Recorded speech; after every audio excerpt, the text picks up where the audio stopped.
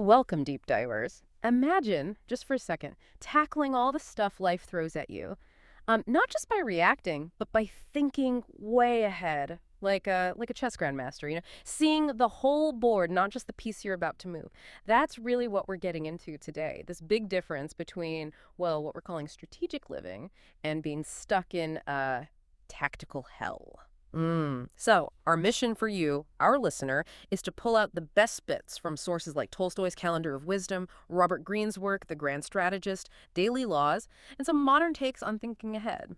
Yeah, the goal is to help you grab those key ideas so you can shift from just reacting all the time to being more, well, proactive and purposeful, getting some clarity, some control. Let's start unpacking that. It often starts without us even realizing it, doesn't it? Samuel Butler said something powerful. It is our less conscious thoughts and our less conscious actions that largely mold our lives. That kind of sets the scene for how much we just run on autopilot, patterns we don't even see. Absolutely. And, that fits perfectly with Robert Greene's idea of tactical hell. Just picture that daily grind, right? Constantly reacting to what other people do, getting dragged into endless little battles, getting emotional, and it makes it so hard to see any way out or the bigger picture. Because like Green says, you're just too mired in it to think of it any other way.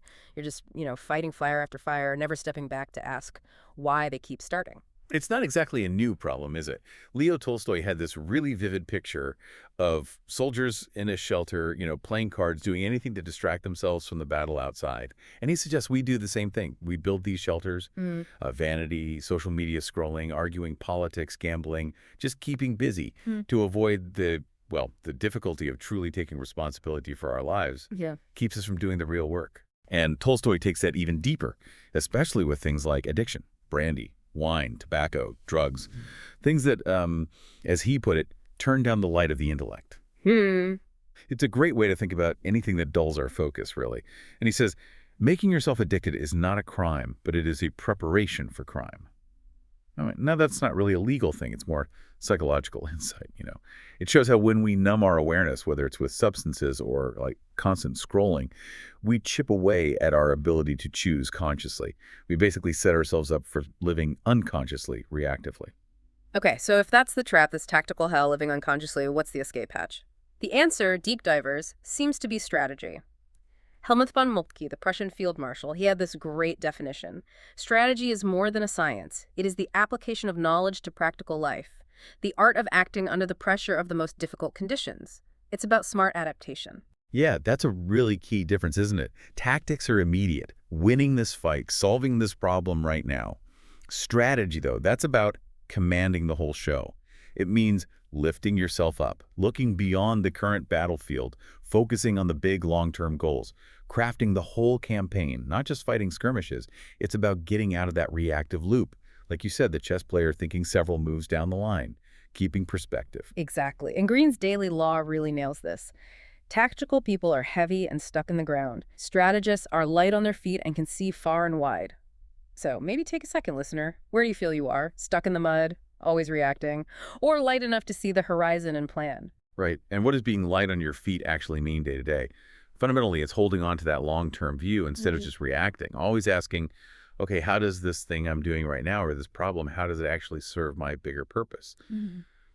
And, a huge part of that is managing emotions. Like the old wisdom says, anger is your biggest enemy. Control it. If you're always reacting out of anger or fear, you're chained to the ground. That's tactical. Strategic thinking needs a calm, clear head. That's a really good point about emotions. But let's dig a bit deeper. What does real strategy look like? And maybe what does it not look like? Because sometimes things can seem strategic, but are maybe just clever tactics. Exactly right. Green talks about these false strategists. They're basically master tacticians. They're fantastic at putting out the immediate fire, managing a crisis really well, getting their head above the water. But they ship up, they fail in the long run because there's no real strategic vision guiding them. He actually uses President Bill Clinton as an example. Someone brilliant at fixing immediate issues, but whose approach, Green argues, was often reactive, not driven by a bigger, transformative goal. I can see people thinking, but isn't fixing problems as they pop up just common sense? What makes that different from a true strategist? It's maybe like the difference between a plumber who's great at fixing leaks as they happen versus an architect who redesigns the whole plumbing system to prevent leaks and make it work better overall. True strategists, people like, say, Abraham Lincoln or FDR, they had amazing tactical skills, yes, but they also had these huge overarching visions. They didn't just manage history, they worked to transform it. They saw past the immediate crisis to the fundamental change needed. That's a great way to put it. Okay, then there's this other pitfall, wishful strategy.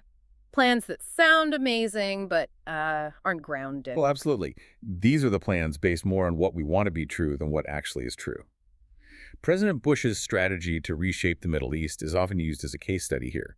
Now, the intentions might have been grand, but Green suggests it led to massive failure, partly because it ignored the complex reality on the ground. Strategists, more than anything, have to be realists. They need to see the world and themselves with a higher degree of objectivity. Yeah. They can't be slaves to their own hopes or biases. They face reality head-on. And that connects maybe a bit chillingly to that ancient Greek idea that far more harm is caused in this world by stupidity and incompetence than outright evil. Evil, you can often see it, fight it, but incompetence or that kind of wishful strategy, it's sneakier. You don't know where it's leading until maybe it's too late. It's a bit unsettling. That thought the biggest dangers might just be unthinking actions. Right. And if we look at the bigger picture, this whole idea of strategic thinking really resonates with a lot of timeless wisdom about learning and growing. James Joyce's line, mistakes are the portals of discovery. A strategist doesn't just get upset about a failure, they analyze it. What assumptions were wrong? What ground reality did we miss? That failure becomes data. It helps refine the approach. It's not a reason to just give up on the main goal.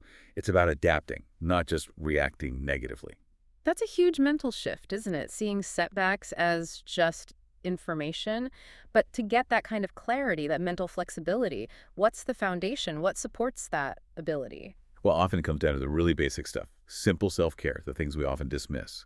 Well-being is sleep well, eat well. It sounds almost too simple, but it's profound. That basic physical and mental clarity, it's absolutely crucial for strategic thought. If you're running on empty, stressed out, poorly fed, you just default to reacting. Tactical mode. So taking care of yourself isn't indulgent. It's like the first strategic move you make so your mind can actually function at that higher level. That makes total sense. You can't strategize if you're exhausted. And speaking of clarity, there's that deeper wisdom too. To know the ways of the great beginning, look inside oneself and take sustenance from the great mother. That sounds like developing an internal compass, right? Connecting with your own purpose, your values. That gives you stability when things outside get crazy. Helps you stay on course, even in a storm. Knowing why you're doing what you're doing. Exactly. That internal anchor lets you handle that pressure of the most difficult conditions Moltke mentioned. It makes sure your strategy isn't just about clever moves, but it's actually aligned with who you are. Jim Valvano, the basketball coach, he had this prescription for life. We should do 3 things every day. Number 1 is laugh. Number 2 is to think. And number 3 is you should have your emotions move to tears. It's not just about feeling good. It's about being fully engaged with life. The joy, the thought, the deep emotion, while still keeping that perspective needed for strategy.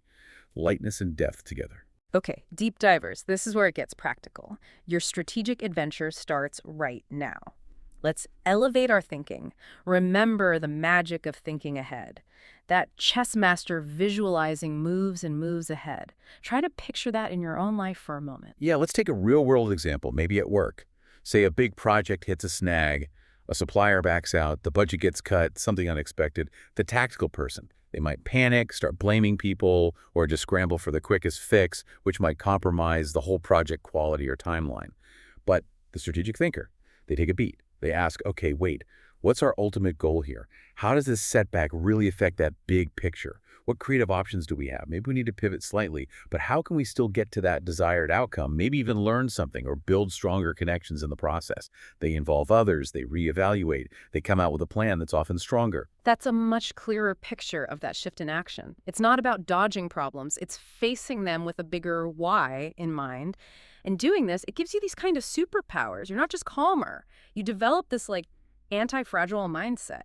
Setbacks are just data points. You get better at reaching the goals that really matter. You become a better colleague, a better friend, because you think about long-term effects. And you get this quiet confidence knowing you can handle complexity, not just react, which ultimately just makes you feel, well, better, more in control. So how do you practice this daily?